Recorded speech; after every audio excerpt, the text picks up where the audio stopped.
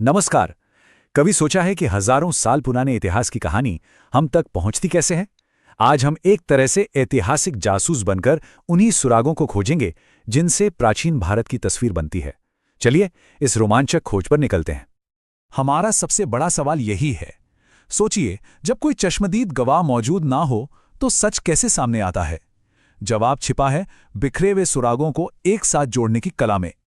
तो अपनी इस जांच को आगे बढ़ाने के लिए हम इन 5 कदमों का इस्तेमाल करेंगे। हर कदम हमें अतीत की एक नई परत को खोलने में मदद करेगा। हमारी जांच का पहला पड़ाव चुनौती को समझना। भारत का इतिहास सिर्फ लंबा नहीं है, बल्कि बहुत ज्यादा गहरा और कई परतों वाला है। ये कोई सीधी सादी कहानी बिल्कुल नहीं है। इसे एक किताब की तरह मत समझिए, बल्कि एक बहुत बड़ी पहेली की तरह देखिए। इतिहासकारों का काम ही इन बिखरे हुए टुकड़ों को ढूंढकर एक पूरी तस्वीर बनाना है। अब आते हैं हमारे पहले और सबसे जरूरी सुरागों पर, प्राचीन ग्रंथ। ये सिर्फ किताबें नहीं हैं, बल्कि उस दौर के लोगों के विचारों और दुनिया को देखने के नजरिए में झांकने की एक सीधी खिड़की है। इन लिखित सुरागों को हम मोटा मोटा 2 हिस्सों में बांट सकते हैं। एक है धार्मिक ग्रंथ, जो हमें विश्वास और रीति रिवाजों की दुनिया में ले जाते हैं, और दूसरे हैं सेक्युलर यानी धर्मनिरपेक्ष ग्रंथ, जो शासन, कानून और समाज की जमीनी हकीकत बयान करते हैं। धार्मिक ग्रंथों की दुनिया में शुरुआत होती है इन 4 स्तंभों से। वेद, ये हिंदू धर्म के सबसे प्राचीन और फाउंडेशनल ग्रंथ माने जाते हैं। तो ये हैं 4 वेद: ऋग्वेद, यजुर्वेद, सामवेद और अथर्ववेद। ये सिर्फ पूजा पाठ के ग्रंथ नहीं हैं, बल्कि उस युग के समाज और उनके धार्मिक जीवन को समझने का एक बहुत अहम जरिया भी हैं। वेदों के बाद हमारी जांच हमें ले जाती है 18 पुराणों तक। इतिहासकारों के लिए तो ये किसी खजाने से कम नहीं है, क्योंकि इनमें प्राचीन राजवंशों का पीढ़ी दर पीढ़ी हिसाब किताब मिलता है।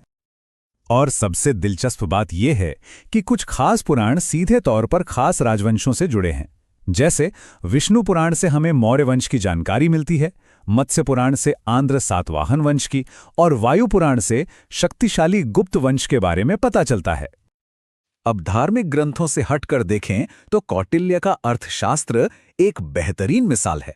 ये सिर्फ एक किताब नहीं, बल्कि मौर्य काल की राजनीति, अर्थव्यवस्था और समाज को समझने के लिए एक डिटेल्ड गाइडबुक है। चलिए अब अपनी जांच में एक नया नजरिया जोड़ते हैं: विदेशी यात्रियों के लेख। इन्हें एक तरह से बाहरी गवाह माना जा सकता है, जो हमें उस समय के भारत की एक अलग ही तस्वीर दिखाते हैं। भारत हमेशा से ही दुनिया के लिए एक आकर्षण का केंद्र रहा है। ये टाइमलाइन दिखाती है कि कैसे सदियों तक दुनिया भर से यात्री यहाँ खींचे चले आए, यूनान के मेगास्थनीज से लेकर चीन और अरब के विद्वानों तक। ये यात्री सिर्फ घूमने नहीं आए थे, उन्होंने जो देखा उसे लिखा भी। मेगास्थनीज ने अपनी किताब इंडिका में मौर्य साम्राज्य का वर्णन किया, फाहियान ने चंद्रगुप्त द्वितीय के समय के समाज को देखा, हुइनसांग ने हर्षवर्धन के शासनकाल का विस्तृत ब्यौरा सीयू की में दिया, और अल बिरूनी की किताब उल हिंद तो भारत के बारे में जानकारी का खजाना है। तो अब हमारे पास ग्रंथ भी हैं और विदेशी यात्रियों के लेख भी। लेकिन ये सुराग तब तक बेमानी है जब तक इन्हें सही क्रम में न लगाया जाए, और यहीं पर काम आती है एक टाइमलाइन। इसका स्टैंडर्ड तरीका है बीसी और एडी सिस्टम। बीसी यानी बिफोर क्राइस्ट या ईसा पूर्व, जो ईसा मसीह के जन्म से पहले के साल हैं, और इनकी गिनती पीछे की तरफ चलती है। और एडी यानी एनो डोमिनी या ईस्वी, जो उनके जन्म के बाद के साल हैं, और इनकी गिनती सीधी चलती है। इसे समझना इसलिए जरूरी है क्योंकि यही वो ढांचा है जो इतिहास को व्यवस्थित करता है। जैसा कि ये स्रोत पाठ भी बताता है, इसी प्रणाली के आधार पर सभी घटनाओं को एक क्रम में रखा जाता है। तो हम अपनी जांच के आखिरी पड़ाव पर हैं। हमने सारे सुराग इकट्ठा कर लिए हैं। अब सवाल है, इन सब से एक पूरी कहानी बनती कैसे है? देखिए, एक इतिहासकार इन सभी उपकरणों का इस्तेमाल करता है।